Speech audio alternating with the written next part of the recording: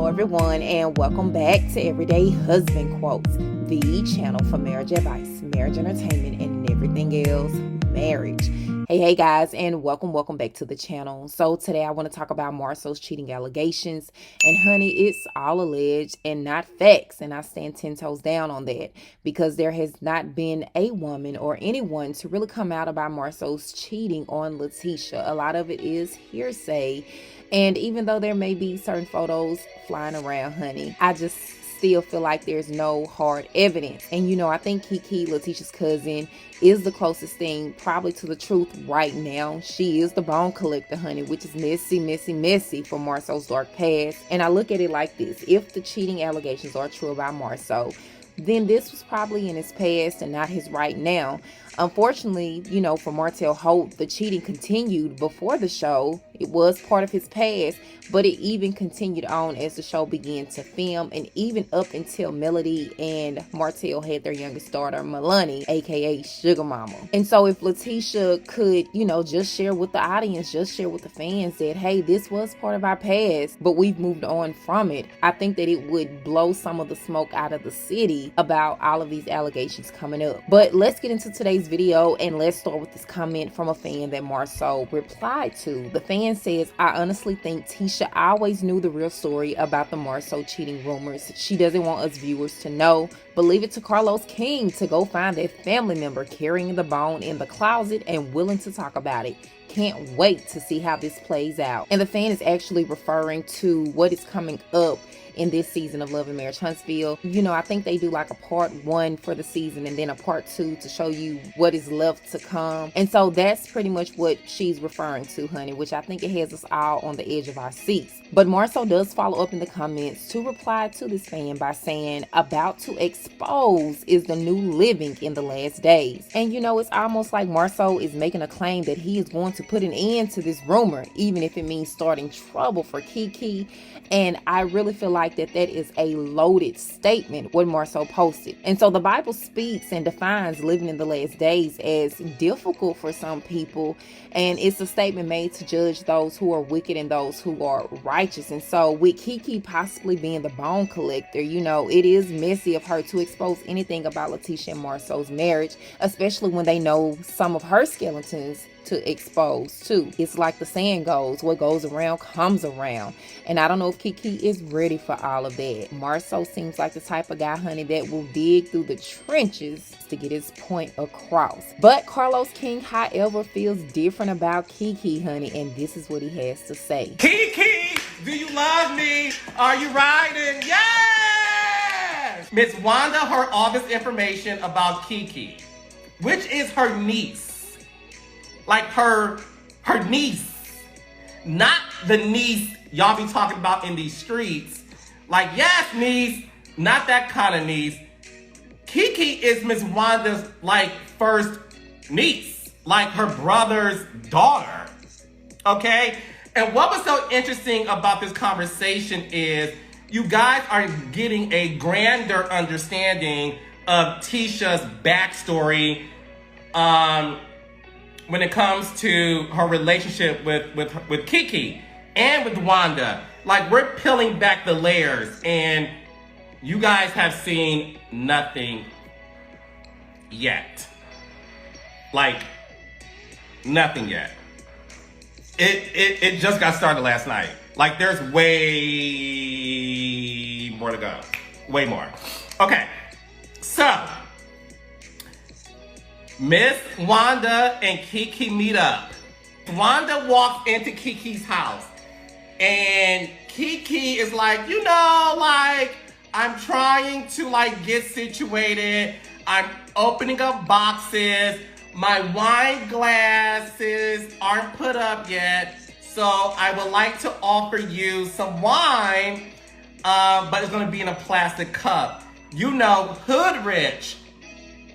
And without skipping a beat, Miss Wanda goes, hood rich or hood bitch. Baby, I don't care what y'all say. I hollered, hood rich or hood bitch. Keke also was quick on her feet and said, no, I'll leave the bitchin' to you. Yes, Kiki, you better read your auntie, sis. Yeah. I loved it. Hood rich or hood bitch? No, I'll leave the bitchin' to you. Let me tell y'all something. I don't see Wanda gag a lot. When Kiki had that comeback for Wanda gagged. She gagged. And Wanda gave Kiki a gag with a smirk. Because Wanda looked at Kiki and said, okay, bitch, this is going to be very interesting. This is going to be very interesting. Because Kiki ain't never scared. After last night, I realized Kiki ain't scared of Miss Wanda. Okay? So, during that dialogue, what unearthed was a lot of backstory as relates to Kiki and Tisha's dynamic. Now listen, y'all know I am the king of reality TV and I am the housewives connoisseur, right? Kiki and Tisha's relationship reminds me of Teresa and Melissa's relationship on New Jersey Housewives. So for all my Housewives fans, Kiki and Tisha's relationship is very reminiscent of the older days of Teresa and Melissa. But the difference is Tisha and Kiki are blood related. They're first cousins. And when Kiki told Wanda that the family always tried to pit those two against each other. You know, like, oh, well, she's doing this, well, she got that. She rents her house, she buys her house. She has this type of car, she has that type of car. So the fact that ever since they were little girls, this is what Kiki said. Kiki said ever since her and Tisha were little girls, that the family always pit those two against each other. And that was such a big reveal for all of us. Because now you understand some of the issues that Kiki and Tisha have. It's a very interesting dynamic because these two are blood related. And the fact that Kiki said something last night that her and Tisha did not get close until they were older, like maybe teenagers. Which also, there's a lot to say about that. So, what I found so fascinating about that conversation is, to me, it really shows you why Tisha, Keke, and Wanda have this very interesting dynamic because it's rooted from a very deep place. And what I need to get down to at the reunion is, because this is my question, because I come from a big family. I have 9 siblings, but the beauty of our parents, we were never pit against each other or pit against the family. Like we weren't, that didn't happen to us. So it's very interesting. Now, the biggest question I want to ask you guys is, I have 2 big questions. The first one, do you guys think Kiki wants to get on the show and that's why she is having these conversations with Tisha? Because I've read some of that in the tweets. Do you guys think that? Or do you guys feel like Kiki is trying to defend herself based on what she's been seeing on the show and been hearing in those Huntsville streets? So let me know what you think. But when I say to you, we have so much waiting in store. Last night's episode was one of my favorite episodes of the season because I like it when we have real conversations that are meaningful and significant to the cast. And last night's episode was a big indication of what's to come. So, before I go,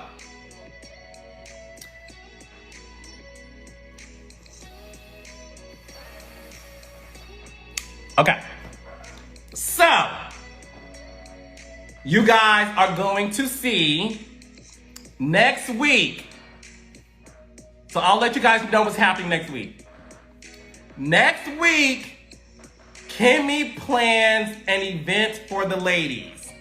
She calls it Galentine's event. So, you know how you got Valentine's, and Valentine's are for the couples?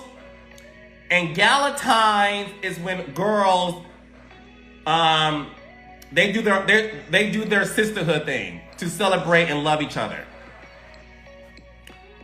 Kimmy Scott throws a Galentine's event with Tiffany, and all the girls are invited. So next week, when you see all the girls in their red dresses, and you see Tisha wearing her Team White shirt from Melody's line, and her hot pink latex pants and sneakers, and she gets up out of her seat. So all of that is next week's episode. So next week's episode is the first time Tisha and Melody are going to be in the same room. And guess whose name comes up in that conversation?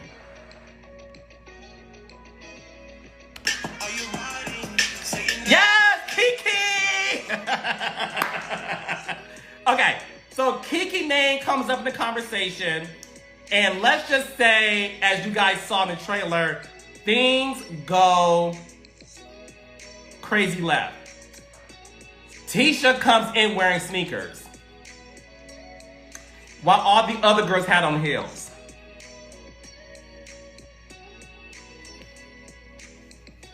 Tisha and Melody are the epitome of a Scorpio and a Libra. Because when you have a Scorpio and a Libra,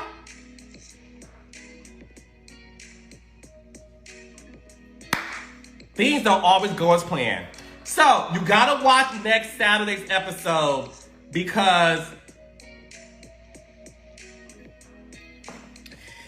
child, just watch it, honey. Okay.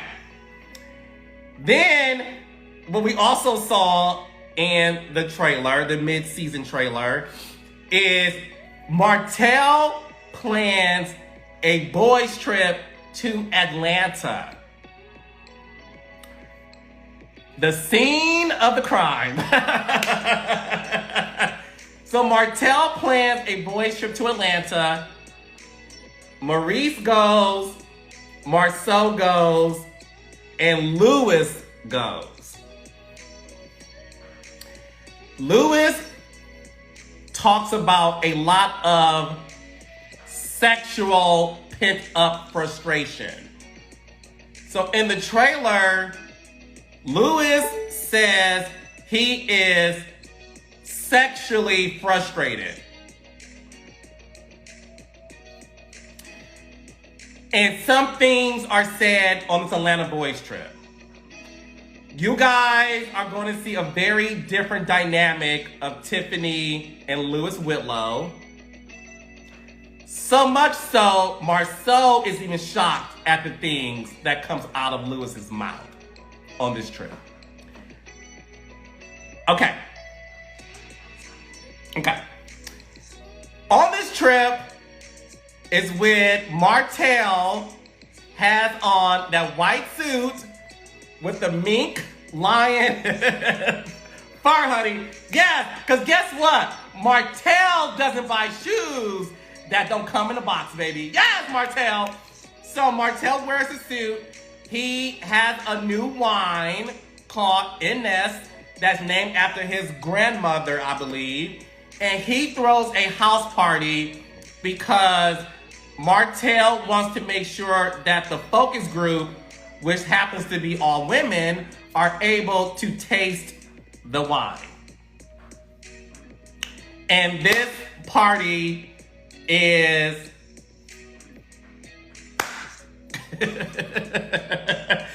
all I'm gonna say is you have to watch to see if you see any linebackers at this party.